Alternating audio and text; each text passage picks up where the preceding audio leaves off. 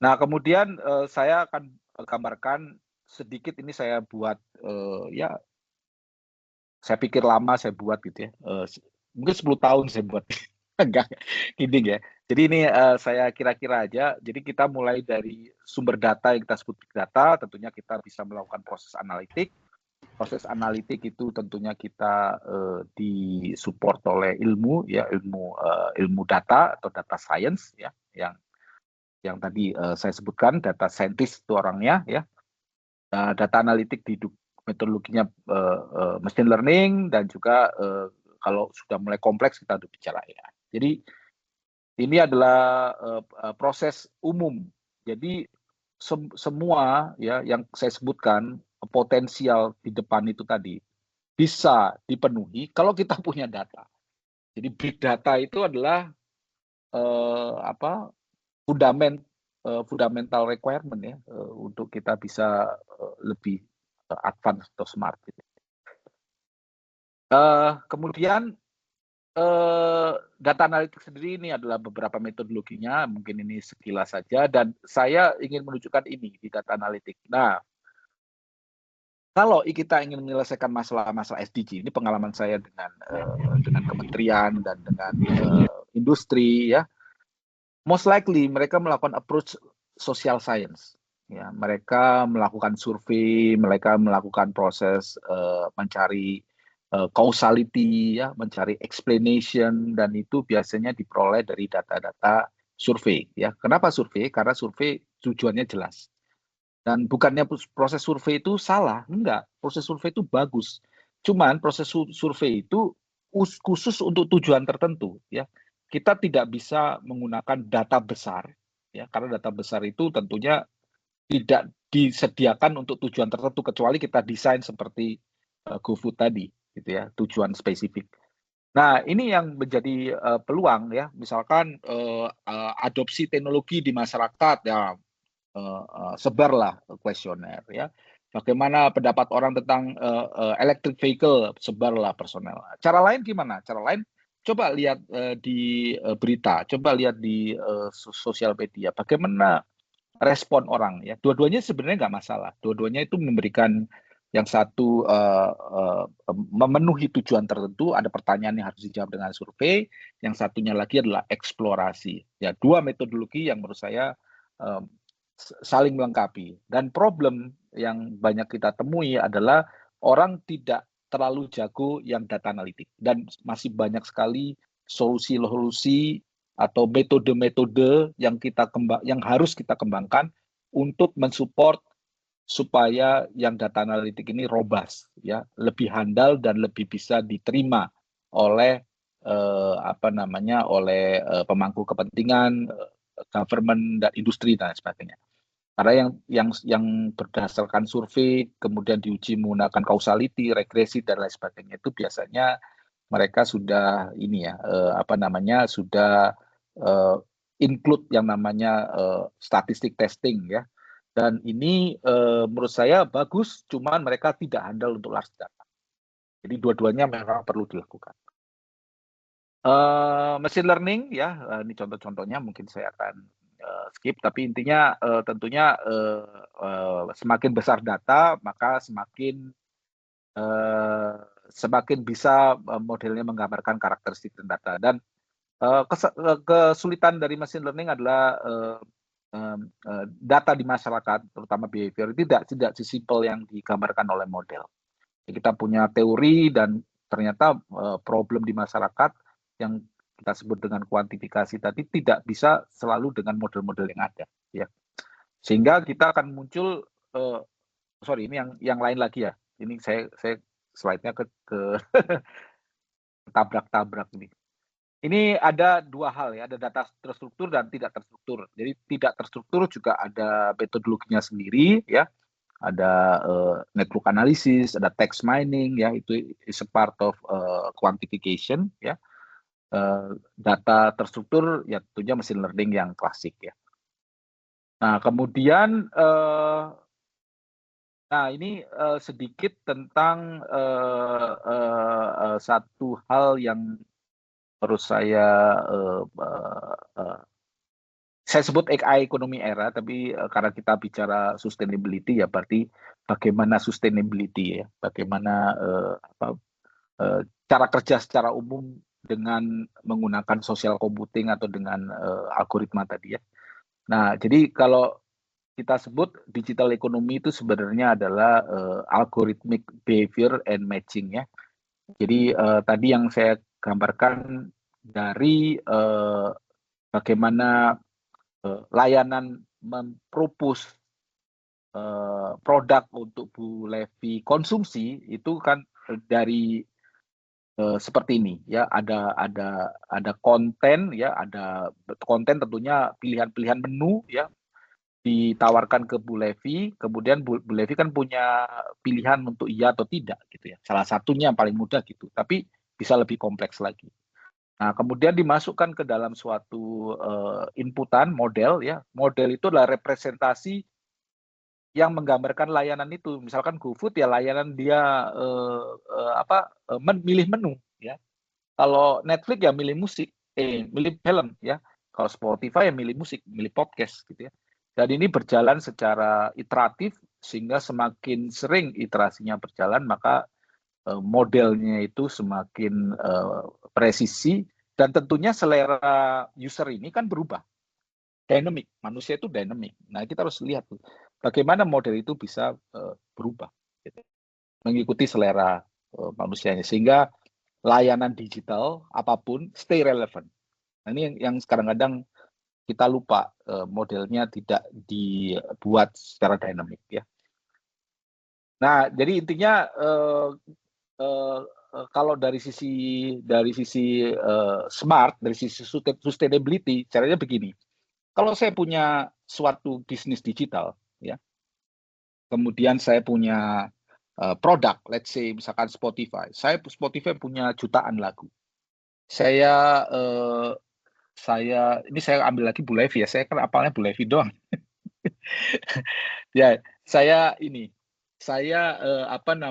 punya banyak lagu, kemudian tugas saya adalah mengetahui selera Bu Levi, ya, dan Bu Erna. Tentunya selera Bu Levi dan Bu Erna akan berbeda, ya.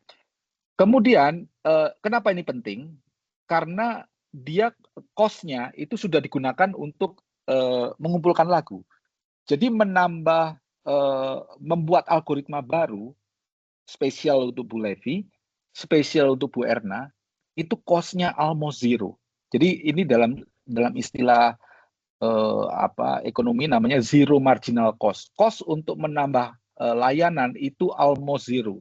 Kita kadang-kadang nggak sadar, kita misalkan bikin pisang goreng aja ya, kita masih butuh modal untuk beli pisangnya dan minyak gorengnya. Jadi nggak bisa zero marginal cost. Saya nambah satu pisang goreng, kita harus nambah pisangnya dan terus nambah minyak gorengnya. Sementara di digital, berapapun orang yang akan konsumsi, cost-nya itu kan zero, ya, karena begitu volumenya besar, cost untuk membuat algoritma itu almost zero, ya. Jadi ini makanya internet ekonomi atau aktivitas yang berbasis digital itu cost-nya sangat-sangat rendah, ya. Dan ini yang mendukung tadi ekonomi berkelanjutan, ya. Oke, sampai di sini ada pertanyaan nggak? Mangga, kalau ada rekan-rekan silakan. Silakan teman-teman kalau ada yang mau ditanyakan sekalian. Ya. Belum?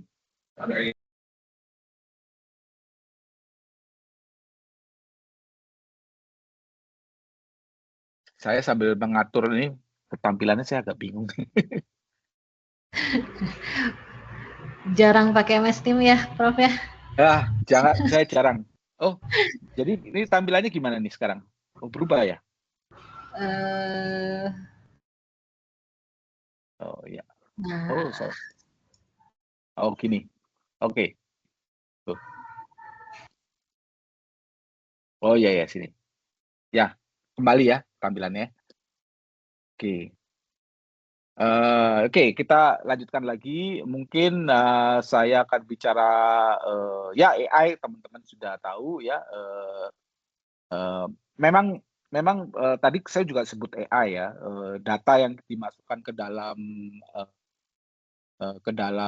model tadi itu sebenarnya kan kita membentuk AI. AI untuk konsumsi ya. AI itu kita bisa desain untuk apapun juga ya. Intinya AI itu memodelkan suatu unit yang harus kita layani ya. Jadi kita punya AI untuk melayani Bu Levi, kita punya AI untuk melayani Bu Erna dan rekan-rekan semua ya. Nah, tentunya kita kenal bagaimana kemajuan AI ya, kita punya deep learning, tentunya teman-teman nanti saya yakin dalam satu atau dua aspek di disertasinya kalau berkaitan dengan data, most likely hampir semua sekarang udah menggunakan deep learning base ya, karena tentunya deep learning ini mencoba mengcapture fenomena kompleks dan menggambarkannya atau memodelkannya ya.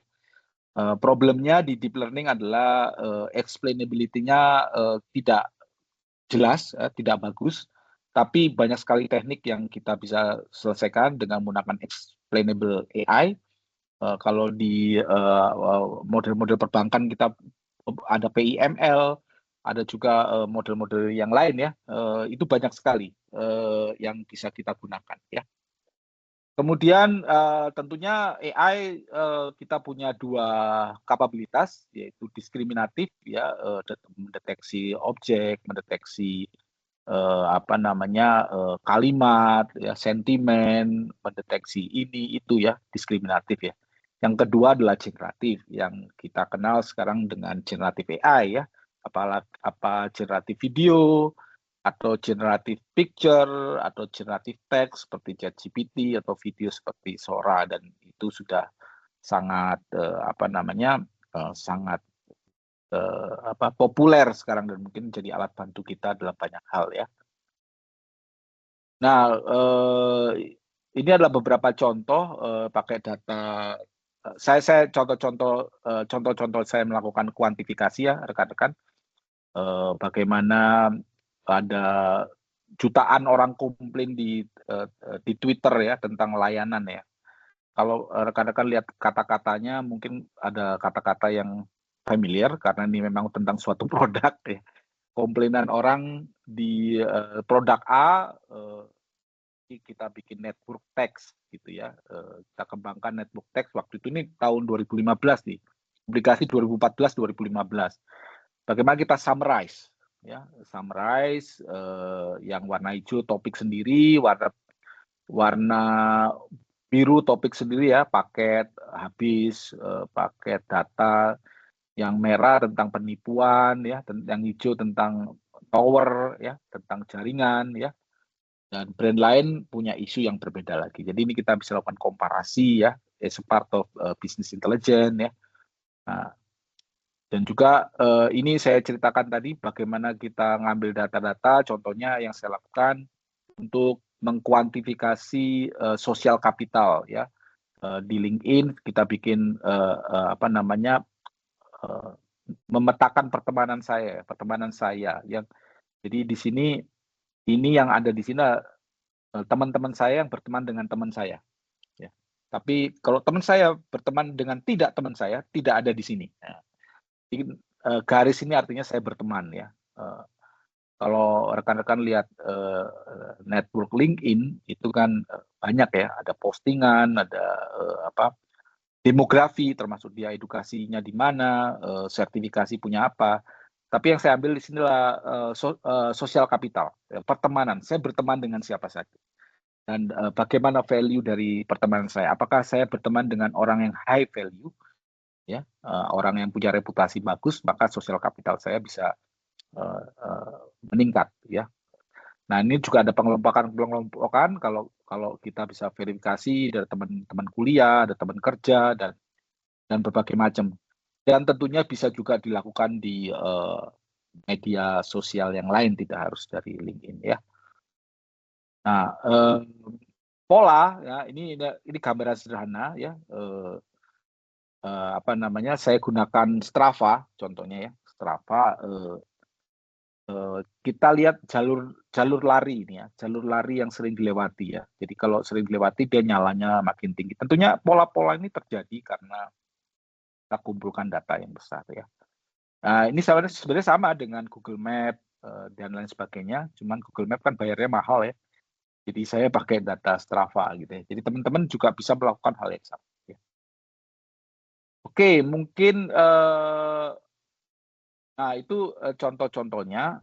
Nah, ini mungkin AI semua yang mungkin ini terlalu udah umum ya. Saya akan bahas mengenai blockchain, baru AI tadi ya.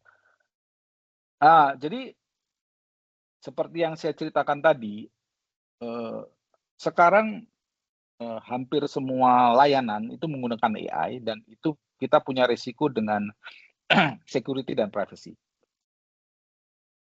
Apalagi PDP dan GDPR menyebutkan bahwa perlindungan data itu harus diutamakan ya. Di beberapa negara yang concern dengan privacy GDPR di Eropa ataupun namanya GDPR ya PDP-nya. Itu mereka susah bergeraknya. Kecuali di Indonesia. Di Indonesia kurang begitu concern orang-orangnya dengan privacy ya. Nah, privacy itu salah satu isu. Isu yang lain adalah kontrol ya. Nah, kontrol itu artinya misalkan di dalam suatu masyarakat digital, saya bertemu dengan Bu Levi di Twitter, let's see.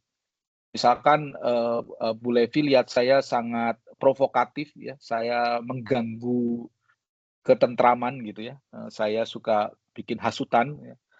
Bu Levi nggak bisa ngapa-ngapain ya, Bu Levi cuma bisa lapor ke Twitter ya bahwa ini Pak Andri ini orangnya tidak bagus ya buat community. Nah, itu terserah nanti Twitter akan memblok saya apa tidak ya. Jadi ini adalah problem utama. Jadi ada mekanisme yang tidak bisa peer to peer karena teknologinya nggak mampu ya.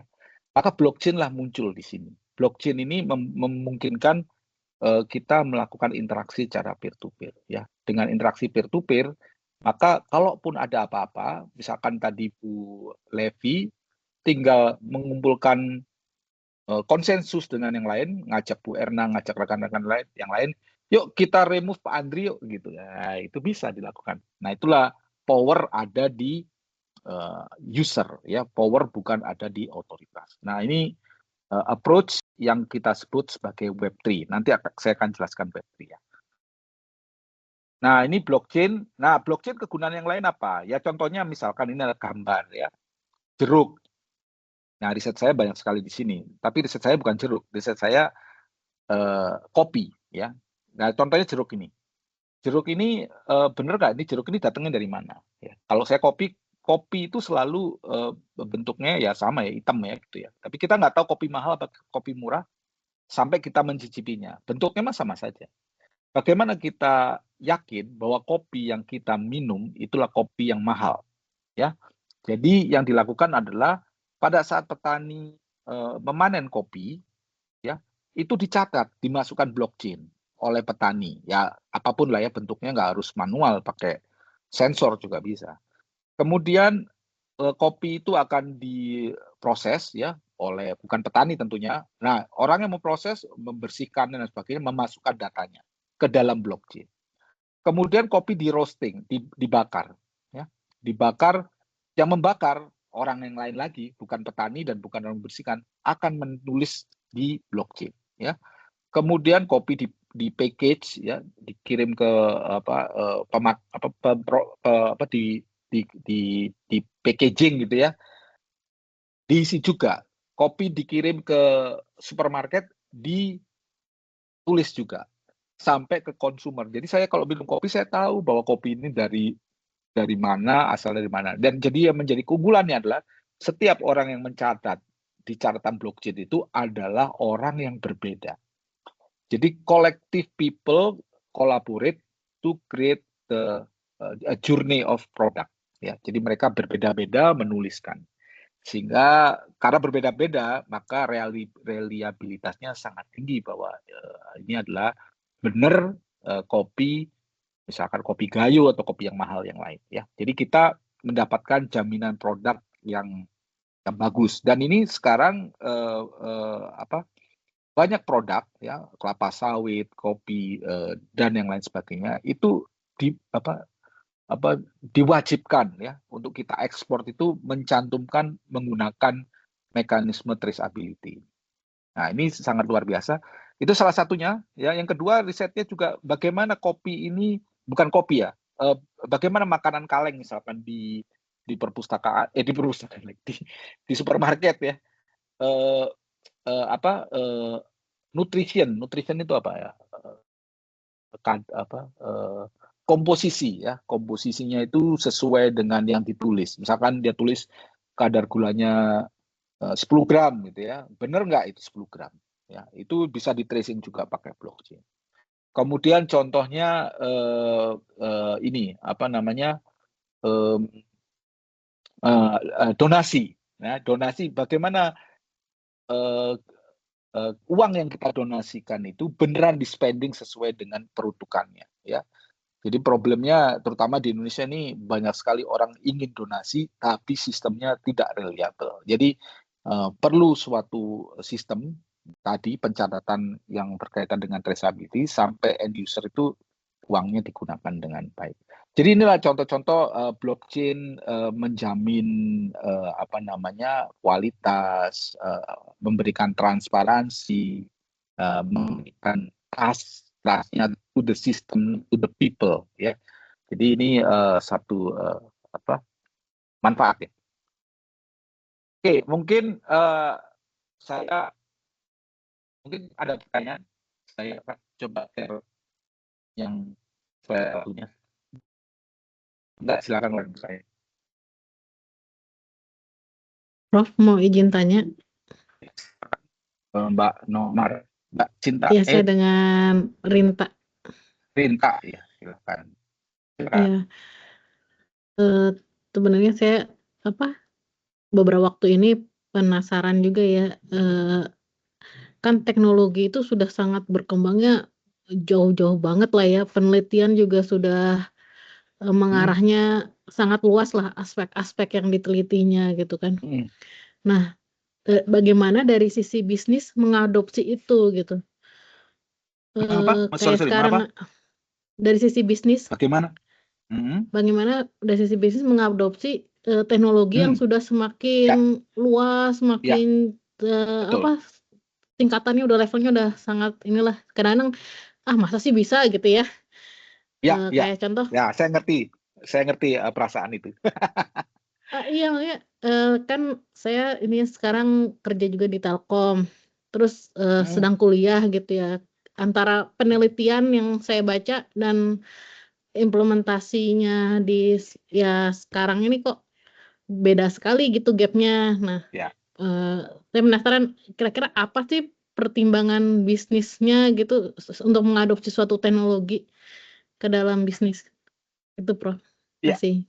Ya, jadi saya Mbak Rinta, saya yang mau saya share sebentar lagi itu saya beberapa hari yang lalu saya share ke PLN ya. PLN itu punya riset R&D yang menurut saya luar biasa. Kebetulan Mbak Rinta kan di Telkom. Jadi saya malah ngerasa kenapa orang-orang PLN lebih high tech daripada orang Telkom ya dalam konteks haus teknologinya ya. Jadi saya sering ketemu dengan rekan-rekan di Telkom yang zamannya dulu big data dulu juga ada ya, tapi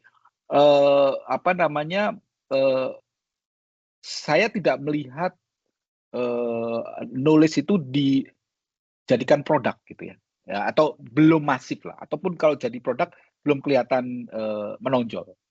Jadi memang ada semacam kalau saya lihat sih agility dari bisnisnya, dari organisasinya tidak cepat gitu ya. Nah, jadi itu apa yang harus dilakukan? Jadi sebenarnya bukan masalah orangnya kalau menurut saya.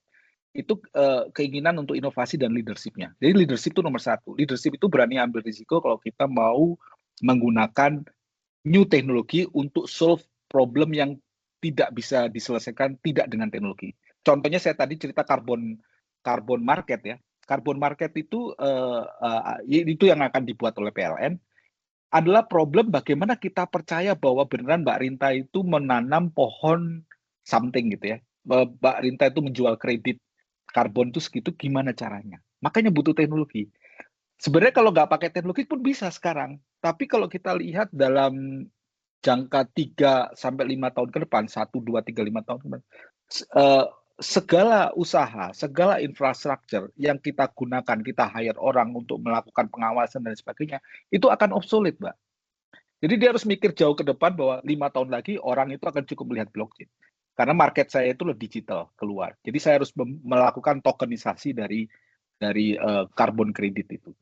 Dan hal-hal inilah yang kadang-kadang tidak semua orang mampu menerawang ke horizon. Ya biasanya yang bisa mampu itu adalah biasanya teman-teman dari akademisi. Problemnya orang akademisi seringnya tidak mampu meyakinkan, tidak mampu meyakinkan, dan tentunya bukan hanya salah dari akademisi, dari decision maker di company biasanya sudah terlalu sibuk dengan operation ya. Jadi ide-ide yang inovatif yang ke depan belum tentu saya ke depan masih ada. Itu bukan hanya di bisnis tapi di government juga gitu. Yang di depan mata aja. Kalau saya mikirnya jauh-jauh nanti saya udah nggak ada gitu ya. Jadi itu adalah suatu hal yang menurut saya berulang ya. Itu menjadi culture di kita karena sering saya juga waktu saya sekolah, waktu saya bekerja di luar negeri, mentalitinya udah berbeda. Itu aja sih, Mbak Rita. Kalau Itu menjawab dari ya? sisi regulasi sendiri itu juga termasuk hambatan nggak, Prof? Oh, kalau regulasi, kata saya regulasi di Indonesia, terutama berkaitan dengan blockchain, sangat tidak. Malah ini termasuk progresif di Indonesia. Terutama berkaitan dengan, bukan yang tokenisasi tadi ya, berkaitan dengan kripto dan sebagainya, itu sangat-sangat bagus. Kenapa bagus? Karena Indonesia itu negara yang sangat inovatif, ya. Terutama di financial, ya, di financial sector, ya, fintech, ya.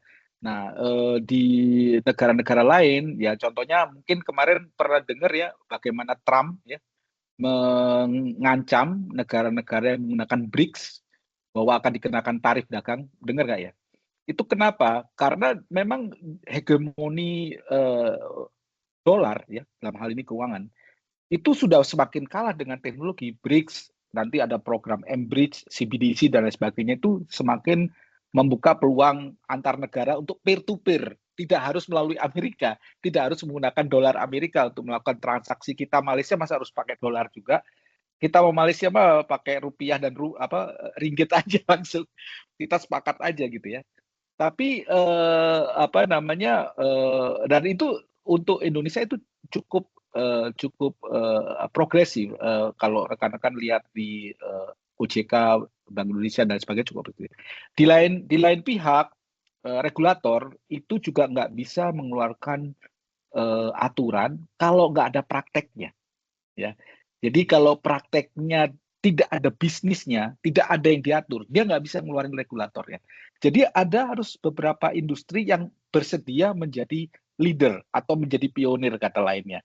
Kalau leader itu sudah bergerak sangat sudah maju, contohnya traceability ya, ada mahasiswa saya bikin traceability untuk penangkapan ikan, itu baru keluar regulasinya. Ya, jadi industri harus jalan dulu baru kita keluar regulator. Kalau saya rasa regulasi di Indonesia menurut saya cukup cukup fleksibel ya, seperti itu. Jadi walaupun cuma ada satu bisnis yang menggunakan teknologi itu masih bisa ditampung oleh regulator gitu ya, Prof ya? Iya, dilihat value-nya, dilihat impact-nya, dilihat potensinya, kemudian juga harus ada aktif approach dari bisnisnya, meyakinkan bahwa bisnis ini ada dan bagus ya, sehingga akan bisa dikeluarkan regulasinya. Ini terjadi contohnya tokenisasi ya.